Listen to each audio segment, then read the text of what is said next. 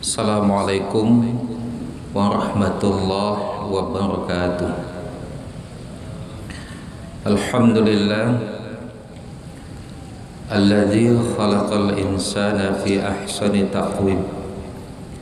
Asyhadu an la ilaha illallah wahdahu la syarikalah wa asyhadu anna Muhammadan abduhu wa rasuluh la nabiyya ba'dah. Allahumma salli wa sallim ala Muhammad wa ala alihi wa ashabihi ajma'in. A'udzu billahi minasy syaithanir rajim. Bismillahirrahmanirrahim. Wa ahsin kama ahsanallahu ilaik. Shadaqallahul azim. Alhamdulillah, kita ucapkan sebagai ungkapan rasa syukur atas setiap rezeki dan nikmat yang Allah limpahkan dalam kehidupan kita ini. Mudah-mudahan setiap ungkapan syukur dapat memberikan keberkahan dalam kehidupan kita. Salawat dan salam kita sampaikan juga untuk junjungan kita Rasulullah sallallahu alaihi wasallam. Kaum muslimin dan muslimat jamaah Zuhur yang dimuliakan Allah, ada satu ketentuan yang dibuat oleh Allah dan tidak bisa dihambat atau dihalangi oleh manusia, yaitu perubahan. Setiap makhluk pasti mengalami perubahan. Fisik kita berubah, cara hidup kita berubah, cara berpikir kita berubah, cara kita memaknai kehidupan ini juga mengalami perubahan. Bukan perubahan yang menjadi persoalan, tetapi apakah perubahan itu menjadi lebih baik, menjadikan kita lebih baik, atau justru menjadikan kita lebih buruk dalam kehidupan ini. Kalau kita lihat beberapa pandangan kalangan ateis yang tidak mengakui adanya Tuhan, bahwa kehidupan kita ini berjalan sesuai dengan alam saja, secara alamiah saja. Tetapi kalau di dalam agama kita lihat bahwa setiap perubahan itu harus menjadikan kita lebih baik di hadapan Allah Subhanahu wa taala. Karena itulah Allah mengatakan, innallaha la yughayyiru ma biqaumin hatta yughayyiru ma bi anfusihim. Allah tidak akan mengubah satu kaum sampai kaum sendiri mengubah dirinya. Artinya perubahan itu harus sesuai dengan apa yang dituju oleh Allah Subhanahu wa taala. Kaum muslimin dan muslimat jamaah Zuhur yang dimuliakan Allah, bagaimana di dalam Al-Qur'an, apakah perubahan yang lebih baik itu ditentukan oleh posisi tertentu atau kepemilikan tertentu atau jabatan tertentu? Meskipun di dalam kehidupan kita ini ada orang yang berpandangan bahwa dia sudah menjadi terbaik karena memiliki harta yang melimpah. Ada juga yang mengatakan bahwa dia sudah menjadi terbaik karena mendapatkan jabatan tertentu, atau sudah menjadi terbaik kalau memiliki pekerjaan yang mapan.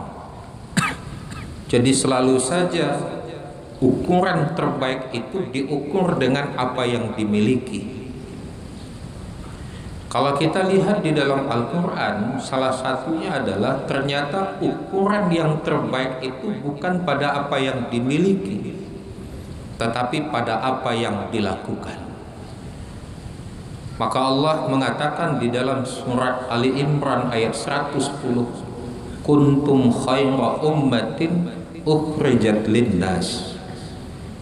Kamu itu manusia yang terbaik diciptakan oleh Allah.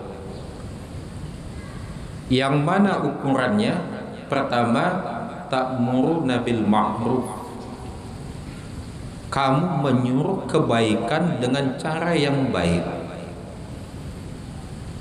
Yang disuruh kebaikan, cara melakukannya dengan baik. Sebab ada orang yang menyuruh kebaikan tetapi caranya tidak baik.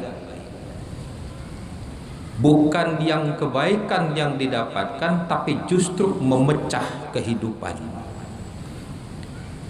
Maka oleh karena itu setiap perbuatan kita dia harus dinilai sebagai ta'muruna bil ma'ruf.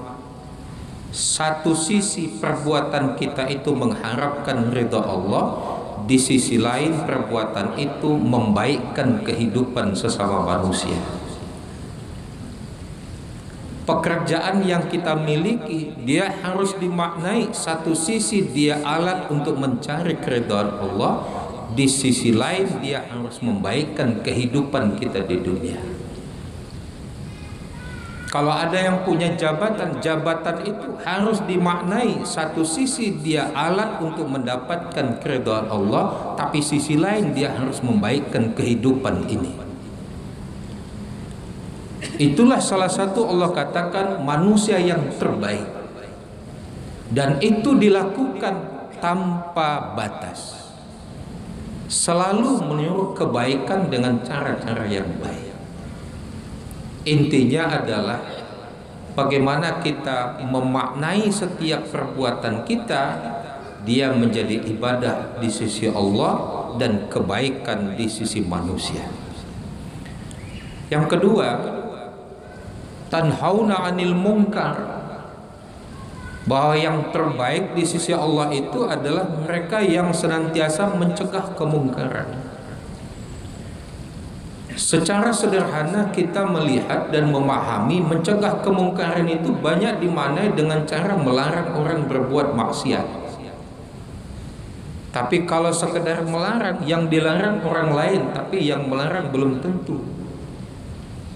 Karena itu tanhauna 'anil munkar intinya adalah bagaimana kita membebaskan kita dan orang lain dari api neraka. Sebab kemungkaran itu dilakukan pada akhirnya menjerumuskan dia kepada azab Allah Subhanahu wa taala.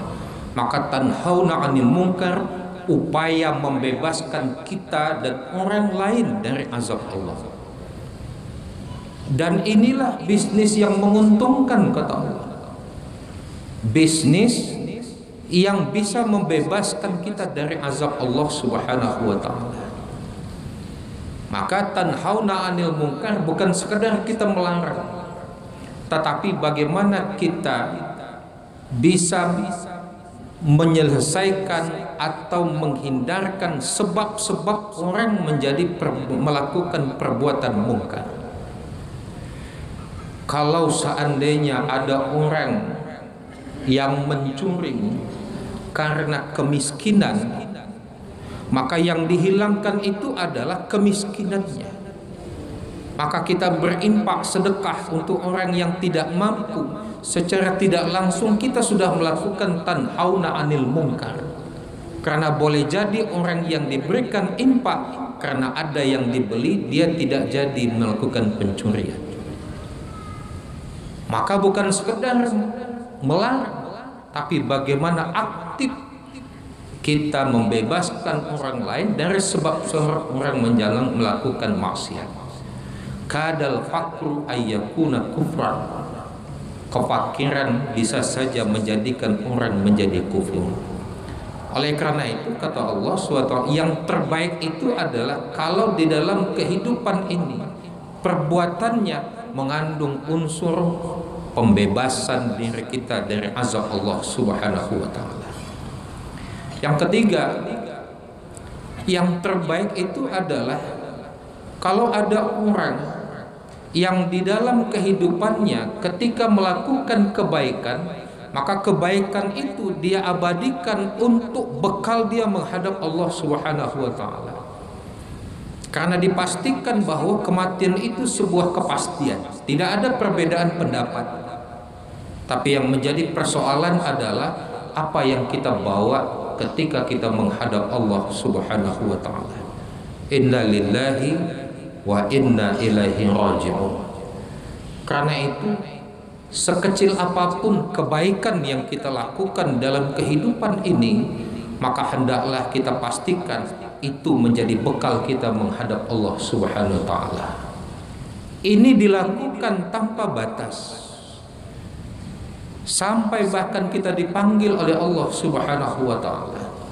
Karena itulah yang terbaik di hadapan Allah bukan ditentukan apa yang dimilikinya, tetapi apakah yang dimilikinya itu bisa melakukan kebaikan, bisa mencegah dia masuk pada azab Allah, bisa memaknai itu sebagai bekal dia menghadap Allah Subhanahu wa taala.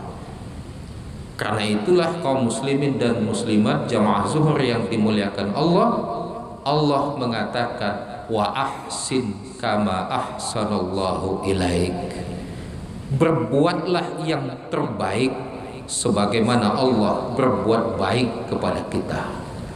Berbuatlah yang terbaik, karena kehidupan ini diukur baiknya itu bukan dengan pandangan manusia, tetapi dari pandangan Allah Subhanahu wa taala.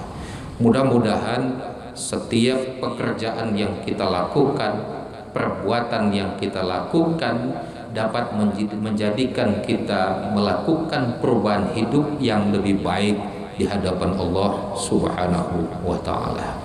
Lebih dan kurang mohon maaf. Wabillahi taufiq wal hidayah. Wassalamualaikum warahmatullahi wabarakatuh. Allahu akbar, Allahu akbar. Asyhadu an la ilaha illallah. Asyhadu anna Muhammadar Rasulullah.